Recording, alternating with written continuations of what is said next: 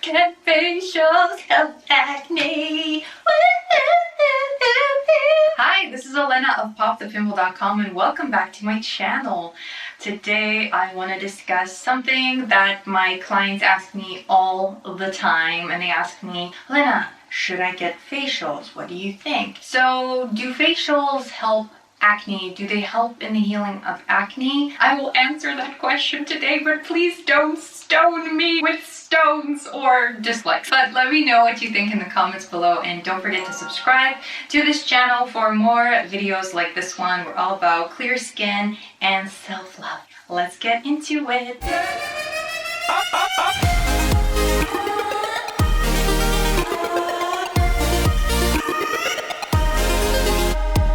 Alright, so I'm a little bit hesitant to film this video, except I get this question all the time, so I'll be honest with my answer. When my clients ask me, should they get facials, I usually say a big fat no! Why? Because the facials in question usually contain the process of extractions and steaming and then face masks, which we've learned in the previous videos they don't really do much. But this isn't like a total no, this is a no and it depends kind of answer, because you guys know I'm a fan of context, right? Not just like blanket statements in black and white, all of this. Of course, there are contexts where visiting an esthetician and getting a facial could be beneficial for your skin if the esthetician is really well versed in the skin's biology and ingredients and how they can benefit you, and also if they have access to well-formulated products. But what's really unfortunate about all this is most estheticians work with one product line or maximum two, but like not a lot of different product lines, which really limits them, because I haven't found a single brand where all of the products are amazing. Like from A to Z, all the products are amazing. Use them all. No! Usually what's the case is a product line will have one or two or a few good products, and not all of them are well suited for acne-prone skin in particular, which is a skin that is more prone to clogging than usual skin, and it is more prone to an inflammatory response to clogging and irritating ingredients, right? So those things should be avoided, but I've just seen so many different terrible product lines used by estheticians, especially like in North America. I mean, it's not limited to any country, right? It just depends on what they're using in the office. And usually they represent a certain brand. And I'm not saying these people are bad people, but I'm just saying that they represent a certain brand.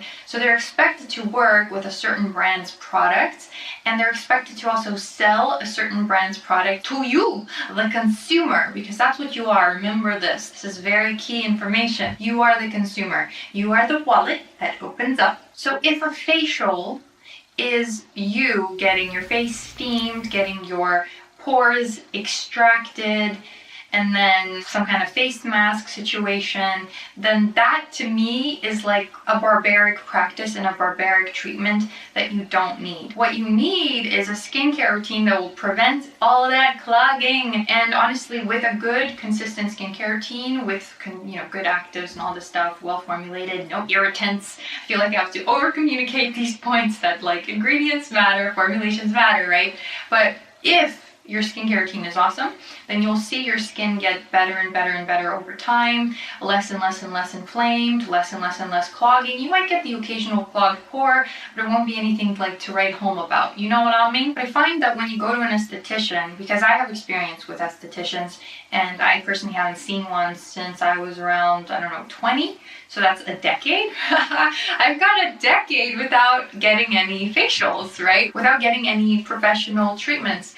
If anything, I do stuff at home in the privacy of my own home, but I know this stuff kind of well, so obviously if you're interested in getting something stronger, lasers, blah, blah, then of course find a licensed physician. I would go for like a physician, a licensed professional that really knows skin inside out and won't bullshit you with things like, oh, your skin's just detoxing, etc. So I would listen carefully to the language your esthetician or professional uses, because it's a tip-off, it's a red flag if they're saying things that are just simply biologically untrue about the skin. Do they fully understand the skin? And I mean, I've seen so many of my clients work with estheticians and buy extremely expensive product lines, because often when you go to a spa, they'll use expensive product lines, right? So you end up dishing out all this cash, but then not getting any of the results that the label will tell you that you're supposed to get. It makes me cringe every time I see people overpaying for products, especially if those same products cause a problem. And I can really list a lot of brands that suck but are used by estheticians. So me, I personally have like zero trust, but that's just who I am. Like, I've been misled by doctors and dermatologists and naturopaths, etc. So I do my own research and rely on my own intuition and my own critical thinking. So I invite you to take a similar rebellious approach where you actually educate yourself on what's going on, how your body works, how your skin works, right? So that you don't get misled. There's nothing worse than paying your hard-earned money and then not getting what you're paying for. It's really frustrating, I can understand. However, there's a however, okay? There's like good news. I'm not saying that all estheticians are bad. There are some that do understand skincare and that can help you, but like I'm very careful in saying this because the majority don't understand skin, okay? The majority just kind of go with fads and trends and kind of give you kitchen sink science. They have like a very surface understanding of biology, and a lot of it is based in the same myths that are circulating the web, and so it's the same stuff that you might think is true, and they'll just be regurgitating the same information. And I don't have anything against estheticians. This is not why I created this video. Again, I literally get this question from every single client I see. They ask me, should I get facials, right? And so my honest answer is no. And so I actually teach my clients how to do like chemical peels and stuff at home in the privacy of their own home at a fraction of the price, so that they can get those benefits long term by doing it safely and by not overpaying for the service too. And there's obviously ways of doing this stuff for beginners and more advanced methods as well, but it really depends who I'm speaking to, and it's a case-by-case kind of situation. But in terms of extractions, it's just extracting pimples is such a damaging thing. You create a wound, and then often you'll recreate that wound because you won't actually get everything out. Like whiteheads, they're almost impossible to fully get out, right? It's blackheads that are easy to extract, except everyone seems to get it wrong in terms of blackheads. Everyone thinks that the holes in your nose are blackheads when they're just pores. And they're full of sebum. And so when you squeeze, the sebum comes out because your pores are full of sebum.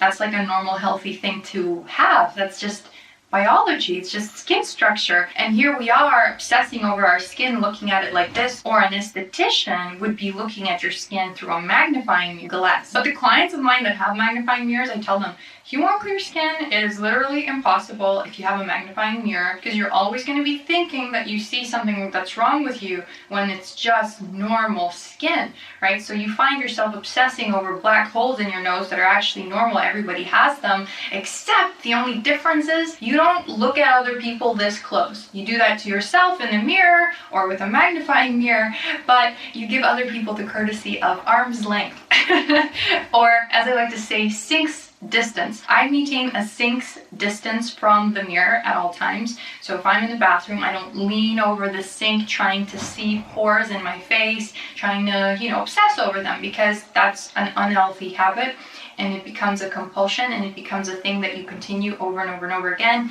and then it's really hard to break that habit. So I do recommend keeping a sink's distance from the mirror. This is like my big tip. I tell this to everybody. I've talked about it in previous videos, but anyway, the point I'm trying to make is if you have a good skincare routine, you'll find yourself not needing facials, right? You will find yourself not needing most strong treatments like lasers, etc. Those things should really be used in moderation and only in really severe cases, extreme cases, you know, where it's like the only solution. I'm a cautious person and I like to do things intelligently, slowly. I like to give the body time to actually heal itself before I intervene. We don't trust our bodies anymore to take care of us, right? We just want to like stuff it full of supplements and all the health foods, all the broccoli non-stop, and then poke holes in our faces with like derma rollers and use lasers and all this stuff. And anyway, I'm just saying that the quick fix approach is usually detrimental in the long run, and I care about the long run. I don't care about short-term results. I want your skin to be amazing in 20 years, in 50 years, in 70 years. You know what I mean? I want us to set our skin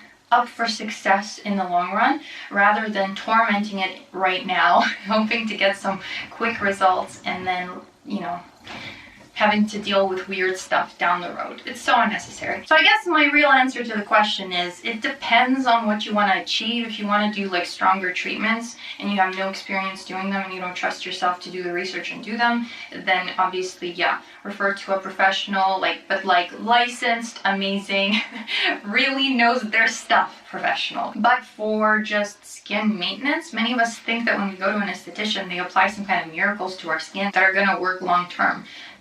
It's not like that. It takes really consistent, concerted effort and using the right actives to see results. 8 to 12 weeks of consistent use. 8 to 12 weeks, I say. Why 8 to 12 weeks? Because that's around 2 skin cycles. Your skin has cycles, it regenerates, that's what it does. You're literally not the same person you were about a month to a month and a half ago because the skin renews itself and it's amazing. Skin is so cool. But when we interfere, when we do extractions, when we steam our skin and do all this crazy stuff, that's when we set the healing back. And I find most people do these kinds of things when they're feeling desperate, they're really upset about their skin, they're feeling stressed about their skin, which again is understandable. The way you feel is understandable. However, when you're coming from a place of desperation, you're more likely to make mistakes. The good solutions, the good inspiration, the good guidance, the good professionals, they're kind of out of your reach because you're blinded by stress.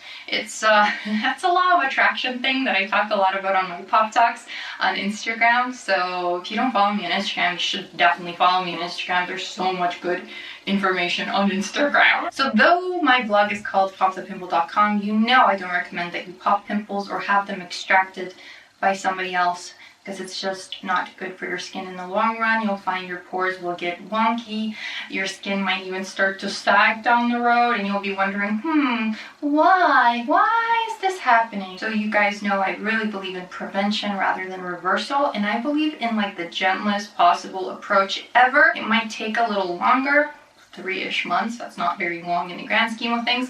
But what I'm saying is then you have the results that you want without creating damage along the way. Because damage, many people think the damage is visible. But no, damage can happen in the deeper layers of the skin. You don't know what that extraction is doing to your dermis. I hope that you take this video seriously and are a little more careful choosing the people that you work with, but also that you consider taking your skincare routine seriously, because the skincare routine can be the most healing thing you do for your skin, or it can be the most damaging thing you do for your skin. This was Olena of popthepimple.com. I hope you enjoyed this video. If you did, give me a thumbs up. If you agree or disagree, comment down below. But keep it kind, obviously. It's just facials after all, right? I understand this is an unpopular opinion, but it's my opinion. And I've just seen many estheticians kind of ruin my client's skin, and then I had to put them on really gentle skincare and, you know, to heal the damage, because again, gentle is better for the skin. Treat your skin like a delicate flower petal. And I will see you in the next video. This was Olena of popthepimple.com. Thank you so much for watching.